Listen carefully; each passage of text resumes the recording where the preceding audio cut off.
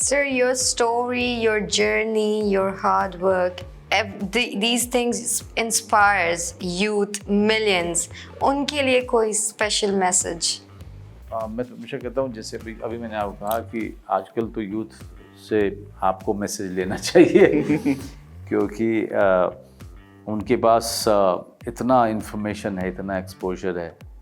All I would say, stay true to yourself and work hard. Don't get carried away by the social media.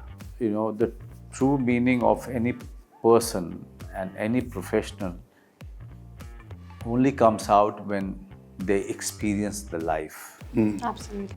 When they work very hard on what they want to do. If you are only drowned into your phone and iPad, you are missing out on life. You are missing.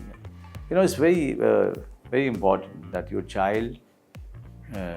Nowadays, children are always into the phone, but they are not looking out when they are traveling. Yeah. The experience is when they are seeing the field, they are seeing the desert, and they are seeing the road, the people outside. It's very important to experience life because this is what will help them in living a life fully. Make friends.